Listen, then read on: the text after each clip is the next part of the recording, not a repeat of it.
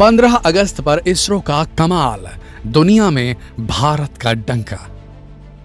दोस्तों, आज इस वक्त 15 अगस्त पर जब आप अपने स्कूल, अपने कॉलेज, जहां पर भी हो, अपने किसी भी संस्थान, अपनी कम्युनिटी, अपनी कॉलोनी, अपनी सोसाइटी, कहीं पर भी तिरंगा फहराते देखेंगे ना, तो फहराने वाला तो ऊपर दिखेगा ही दिखेगा। साथ में जो लोग जब ऊपर दिखेंगे तिरंगे की तरफ, तो आसमान भी नजर आएगा, और आसमान पर नजर जाते ही आपको याद आ जाएगा भारत का चंद्रयान। जी हाँ दोस्तों, चंद्रयान और इसरो, इन्होंने भारत को जो गौरव दिया है, दुनिया भर में डंका बज रहा है। दोस्तों, आज की तारीख में बड़ी बड़ी कंट्रीज, खासकर जो स्पेस में दखल रखती हैं, और वो भी जो स्पेस में दखल नहीं रखती हैं, वो लगातार न्यूज देख रही हैं ये चेक करने के लिए कि चंद्रयान 3 कहां तक पहुंचा, लूना 25 कहां तक पहुंचा। क्योंकि एक देश जिसे कहा जाता था स्नेक चार्मर्स का देश कहा जाता था, जिसके बारे में कहा जाता था कि यहाँ रॉकेट साइकिल्स और बैलगाड़ियों में ढोए जाते हैं, वो देश आज की तारीख में दुनिया की दूसरी सबसे बड़ी मिलिट्री पावर रशिया के साथ कंपटीशन कर रहा है चांद पर उतरने के लिए। ये कमाल नहीं तो और क्या है दोस्तों, ये भारत की मिट्टी की ताकत नहीं है तो क्या दोस्तों। पर अब आज जब आप तिरंगा फहराएंगे और आसमान की तरफ नजर जाएगी, तो एक खबर और याद रख लीजिए, चंद्रयान तो चलो पहुंच ही रहा है और उतर ही जाएगा, और दुनिया की नजरें उन पर टिकी हुई है, चंद्रयान 3 पर भी और लूना 25 पर भी।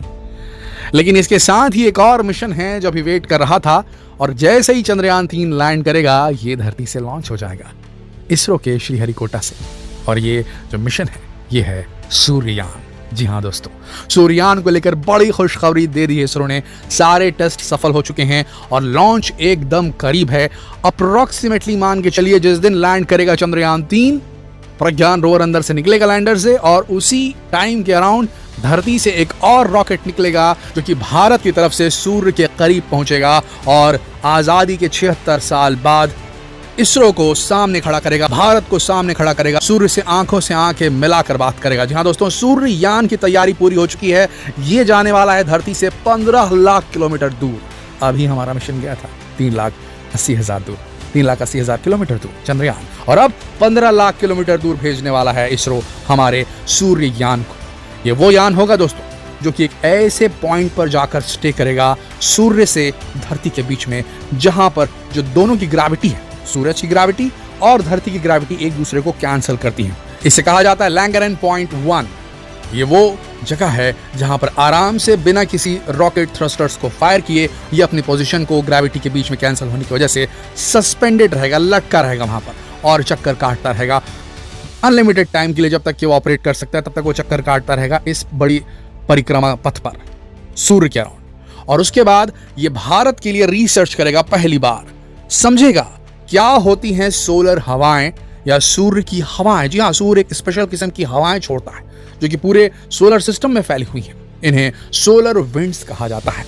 इनके अंदर वो ताकत होती है कि ये आयोनाइज कर सकती हैं जहां पर ये टच करती हैं। इनके अंदर ताकत होती है बहुत सारे रेडिएशन की। अगर ये ज्यादा हो जाए तो इन्हें सोलर स्टॉर्म कहा जाता है, और सोलर स्टॉर्म जब आता है तो हमारी सैटेलाइट्स को नुकसान होता है, धरती पर मौजूद इलेक्ट्रॉनिक इक्विपमेंट्स भी खराब हो सकते हैं। ऐसा कई बार हुआ, कई बार देखा गया है कि पूरा का पूरा शहर शट डाउन करना पड़ा सोलर स्टॉर्म की वजह से। इन्हें समझने के लिए जो है ये भेजा गया है। आने वाले वक्त में कम्युनिकेशन बहुत इंपॉर्टेंट होता जाएगा दोस्तों। आपने जरूर सुना होगा एलॉन मस्क की स्पेस एक्स के बारे में, और स्पेस एक्स के बारे में सुना है तो स्टारलिंक के बारे में भी जरूर सुना होगा। स्टारलिंक एक ऐसा प्रोजेक्ट है एलॉन मस्क का, और ये ट्राई दूसरी कंपनियां भी कर रही हैं, जैसे कि वनवेब भी कर रही हैं। तो इनका एक उद्देश्य है कि पूरी दुनिया में हर कोने में, आज आप जाते हैं, आप अपने गांव गए या दूरस्थ किसी जंगल सफारी में गए या जंगलों की ओर चले गए जहां पर नेटवर्क नहीं मिल पाता, तो बड़ी समस्या होती, कम्युनिकेशन इश्यूज होते हैं। वहां जो लोग रहते हैं उनकी समस्याओं को मेन स्ट्रीम में लाना मुश्किल हो जाता है, क्योंकि वहां पर कम्युनिकेशन के जरिए नहीं होते, मोबाइल के टावर नहीं पहुंचते, इंटरनेट नहीं पहुंचता। इस चीज को दूर करने के लिए धरती के हर कोने में इंटरनेट पहुंचाने के लिए एक बहुत ही बड़े नंबर्स में सैटेलाइट्स को अर्थ की ऑर्बिट में सेट किया जाएगा। वीडियो में आगे बढ़े उससे पहले हम एक बड़ी घोषणा करना चाहते हैं। नॉलेज टीवी हिंदी लेकर आया है यूट्यूब इतिहास में पहली बार एक ऐसा कोर्स जिससे आप सब यूट्यूब वीडियो बना करके हर महीने लाखों कमा सकते हैं। कैसे आप अपने वीडियोस पर मिलियंस ऑफ व्यूज प्राप्त कर सकते हैं, कैसे कॉपीराइट इश्यूज को हैंडल करना है, कैसे सिनेमैटिक इफेक्ट डालें, फॉन्ट्स का इस्तेमाल करें, एडवांस एडिटिंग स्किल क्या होती है, आपके नए YouTube अकाउंट को बनाने से लेकर के आपका पहला YouTube चेक प्राप्त करने तक।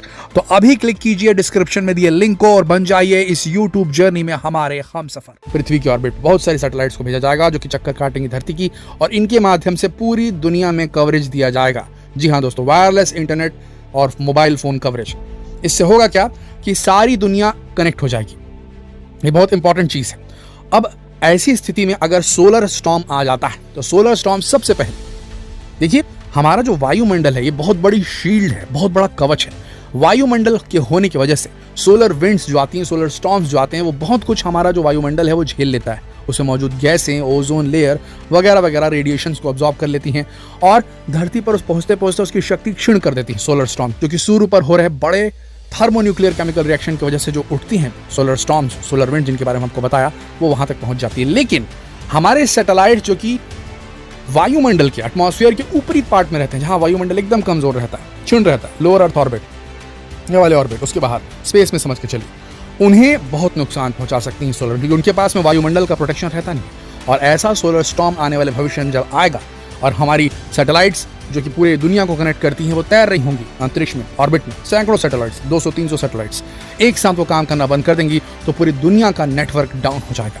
ये भविष्य में आने वाली एक ऐसी समस्या है जिससे हर देश जूझने वाला है, और इसी को सॉर्ट करने के लिए बेहद जरूरी हमें समझना कि सोलर स्टॉर्म आते कैसे हैं, क्या इन्हें प्रिडिक्ट किया जा सकता है, क्या इनके आने की जब समय हमको पता चल गया कि भाई आने वाला, उस समय हम सैटेलाइट के अंदर कोई प्रोटेक्शन सिस्टम डाल सकते हैं, उन्हें कह सकते हैं कि आप स्विच ऑफ कर दीजिए थोड़ी देर के लिए, बैकअप सिस्टम ऑन किया जा सकता है। तो ये सारी इन्फॉर्मेशन प्राप्त करने के लिए वहां पर एक यान होना बहुत जरूरी था। वहां पर एक ऐसा स्टडी पॉइंट, एक लेबोरेटरी स्टेबल होना जरूरी था जो कि लैंगरहन पॉइंट पर मौजूद रहे और सूरज पर होने वाले बदलावों को समझ सके, सूरज के एटमॉस्फेयर को समझ सके।